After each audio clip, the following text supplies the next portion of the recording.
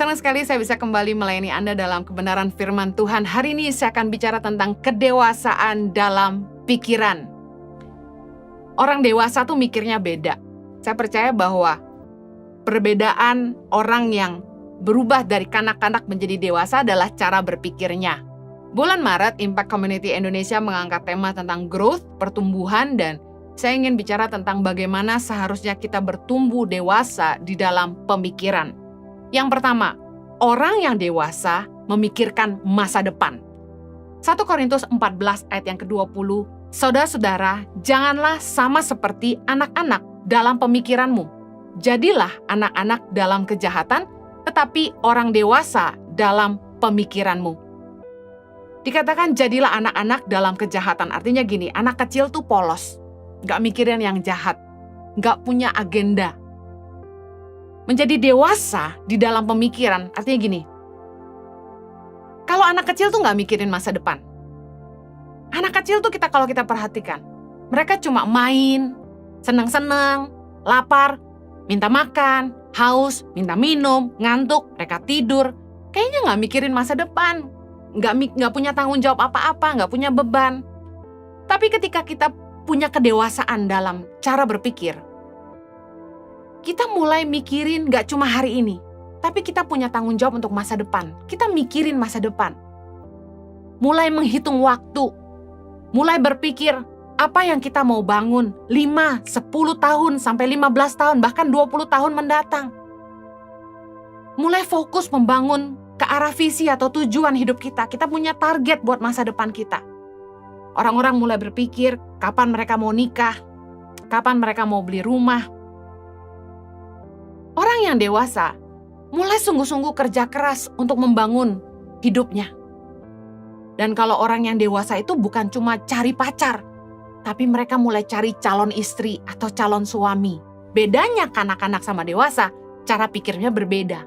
Gak cuma cari kesenangan hari ini aja, tapi mereka mulai mikirin masa depan mereka.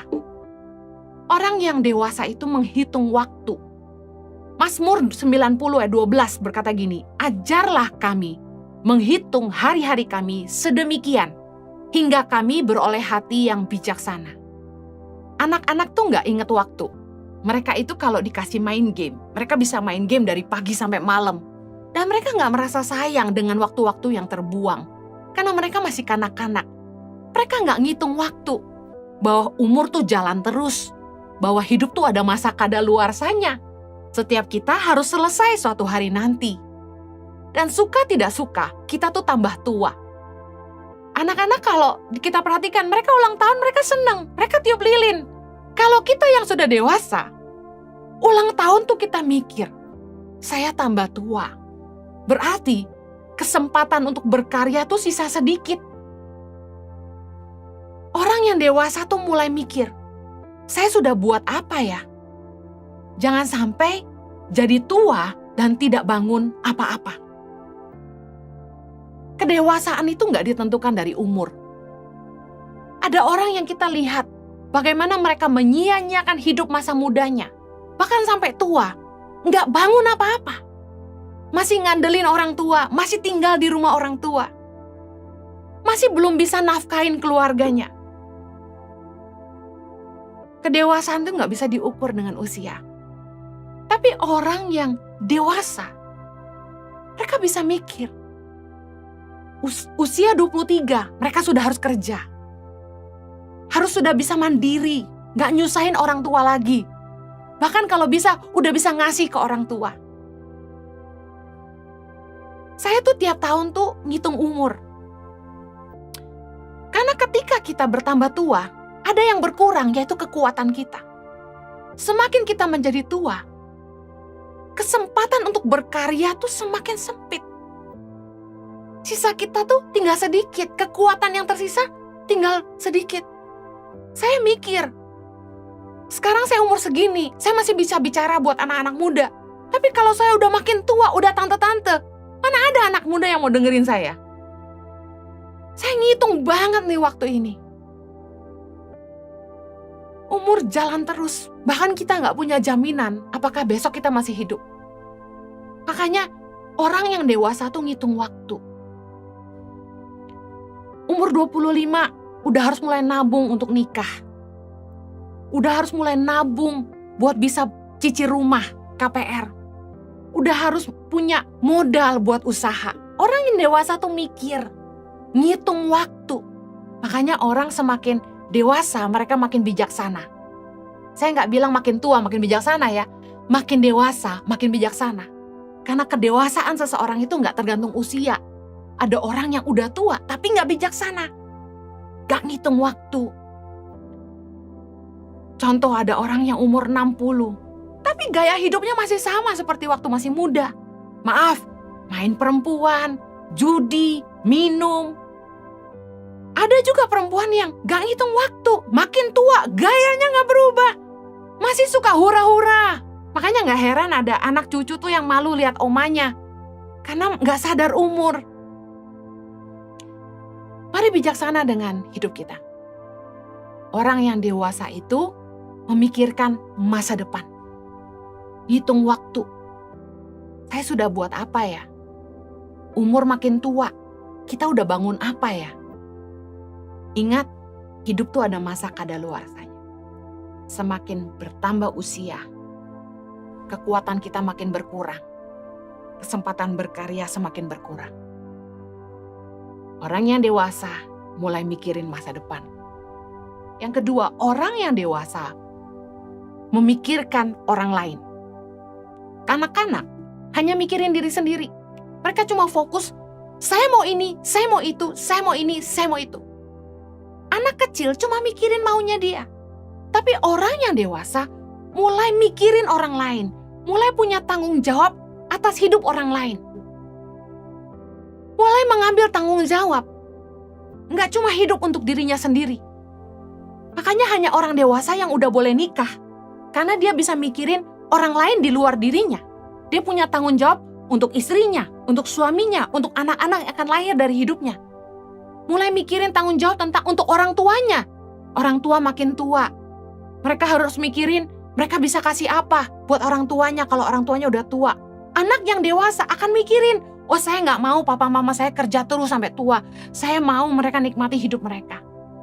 Tapi ada anak-anak yang tumbuh dewasa tapi masih bergantung hidup sama orang tuanya dan gak mikirin orang tuanya. Gak mau mulai belajar untuk nerusin usaha orang tuanya.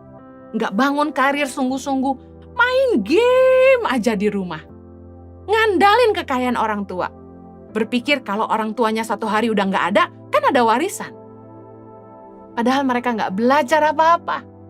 Dan harta itu bisa habis sekejap mata. Orang yang dewasa tuh mikirin orang lain. Roma 15 ayat yang pertama. Kita yang kuat wajib menanggung kelemahan orang yang tidak kuat. Dan jangan kita mencari kesenangan kita sendiri. Ayat kedua. Setiap orang di antara kita harus mencari kesenangan sesama kita demi kebaikannya untuk membangunnya. Ayat 3. Karena Kristus juga tidak mencari kesenangannya sendiri.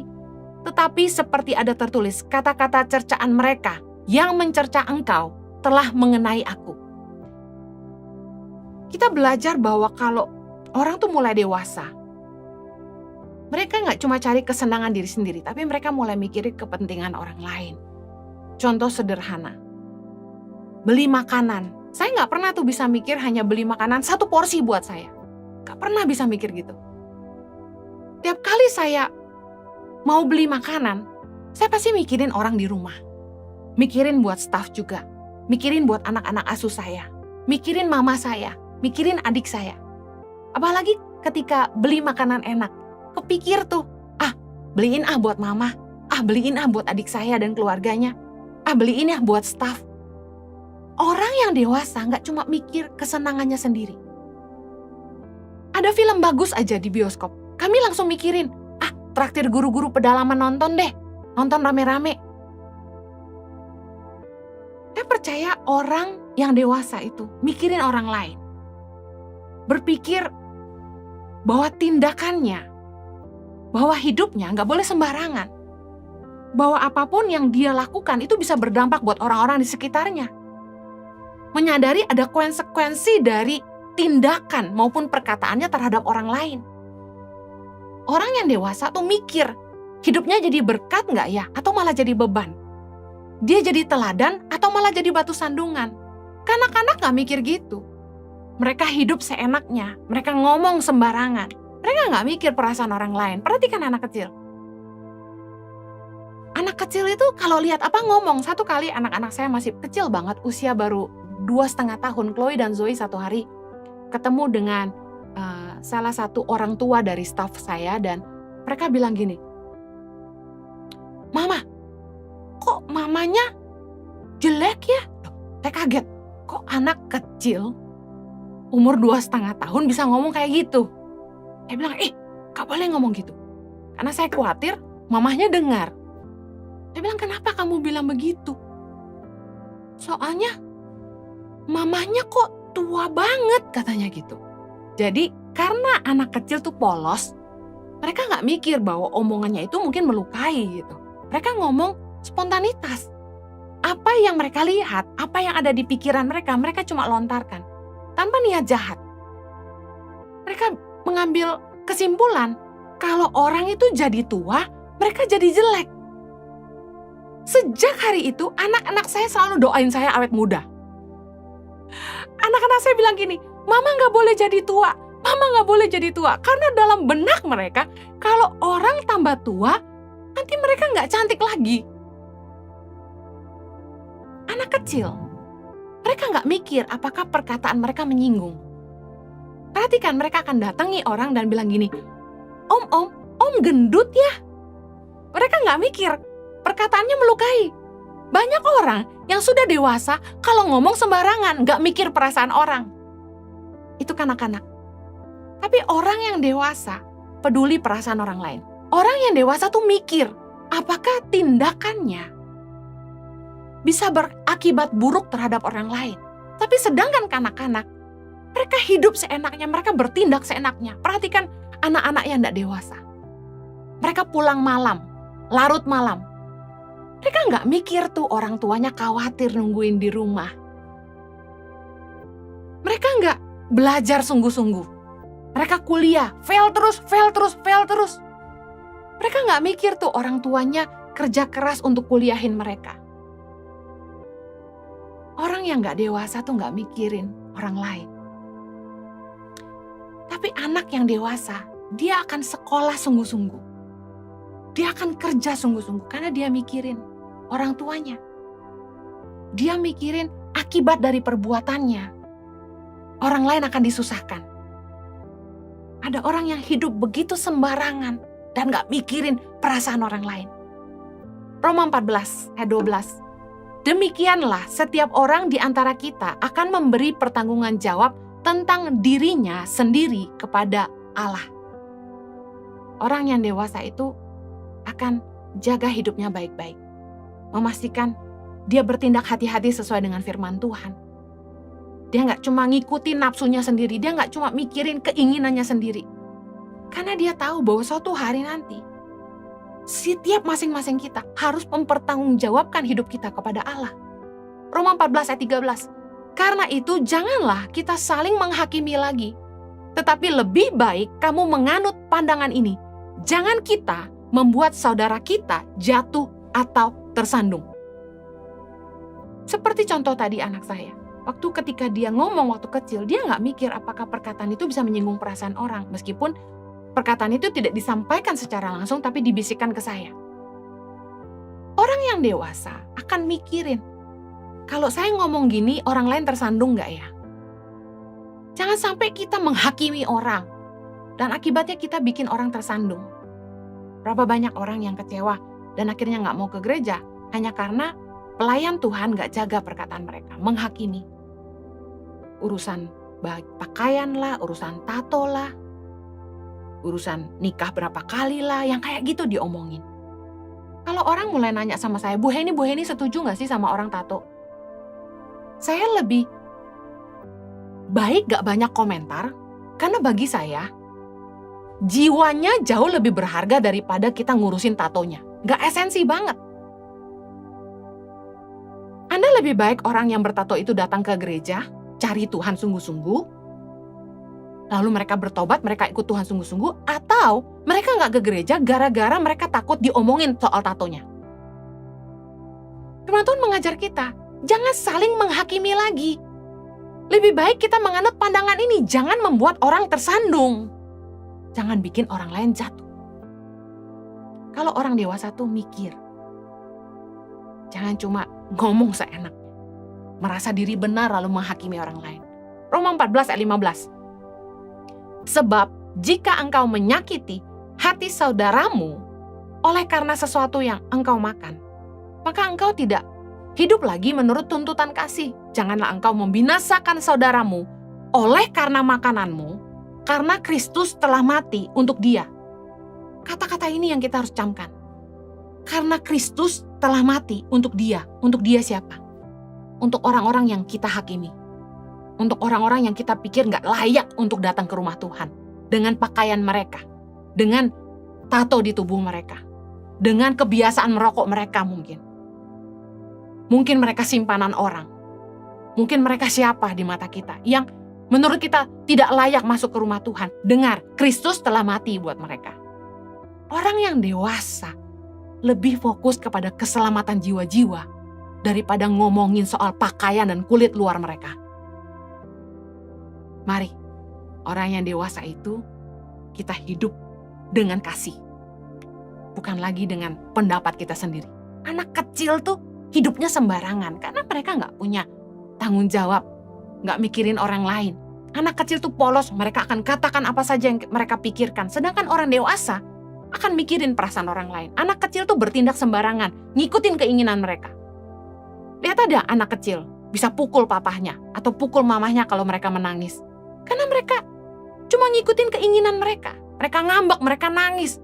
Tapi orang dewasa akan memikirkan akibat dari tindakannya terhadap orang lain. Kedewasaan gak ditentukan oleh usia. Ada orang-orang yang secara umur harusnya sudah dewasa.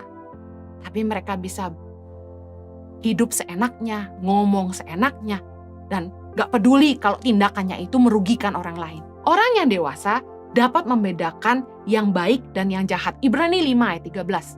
Sebab barang siapa masih memerlukan susu, ia tidak memahami ajaran tentang kebenaran. Sebab ia adalah anak kecil. Ayat 14. Tetapi makanan keras adalah untuk orang-orang dewasa yang karena mempunyai panca indera yang terlatih untuk membedakan yang baik daripada yang jahat.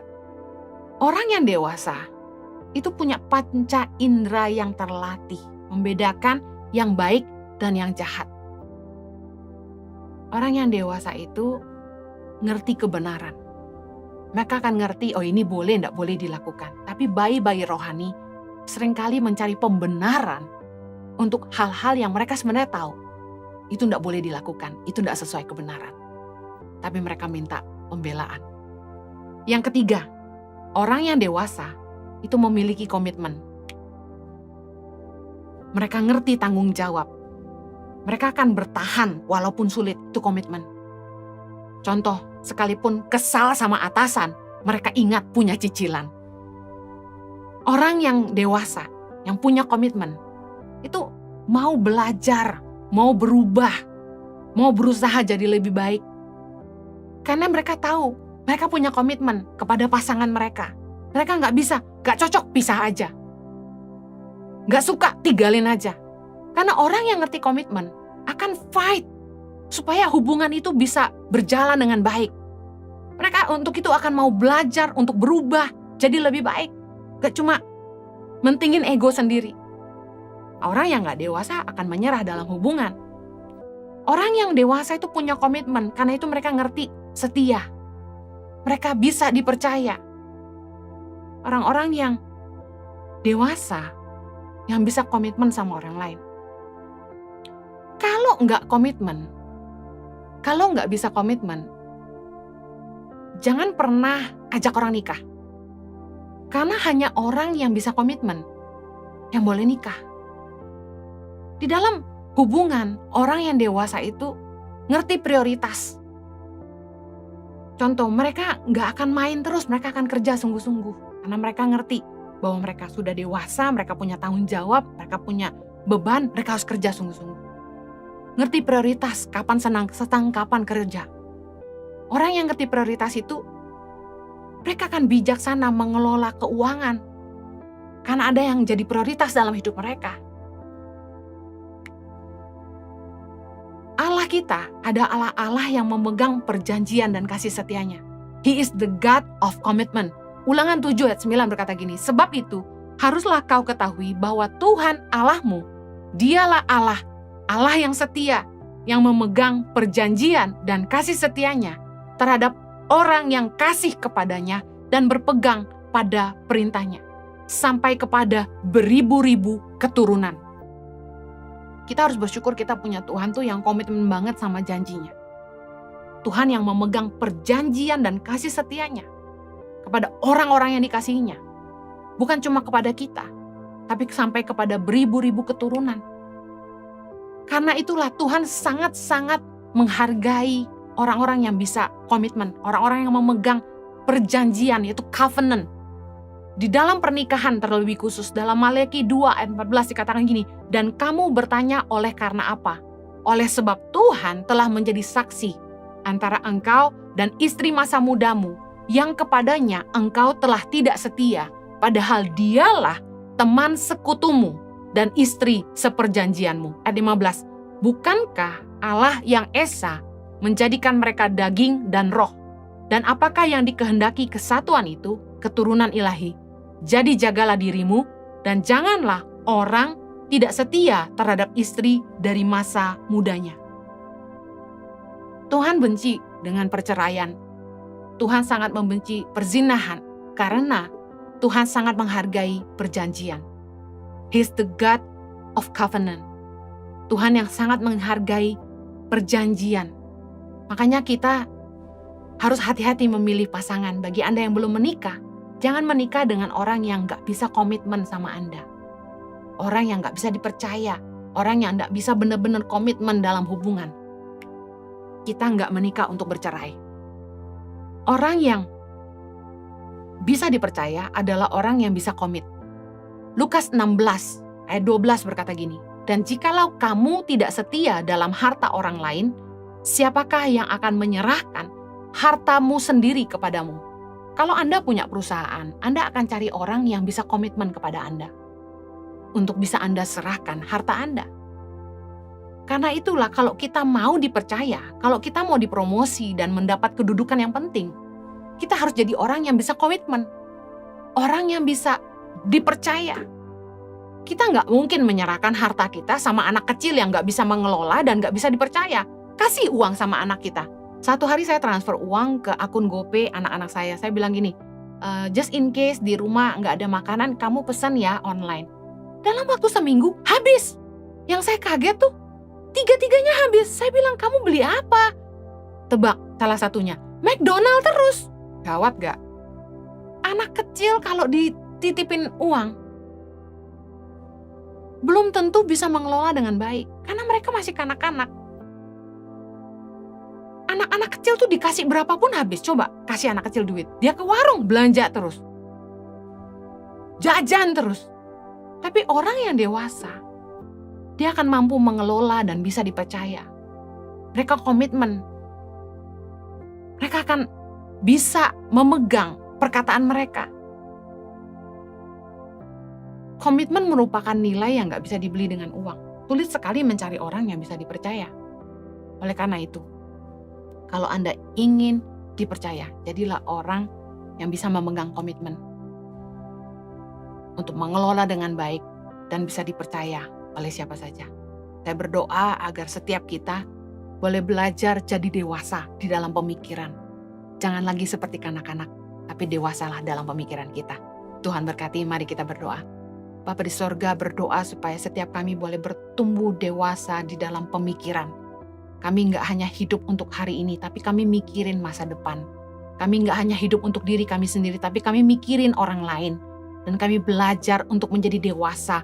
Kami komitmen, kami punya tanggung jawab, kami bisa dipercaya orang. Kami berdoa agar setiap kami boleh dipercaya Tuhan. Perkara-perkara yang lebih besar ketika kami bisa dipercaya dalam hal-hal kecil.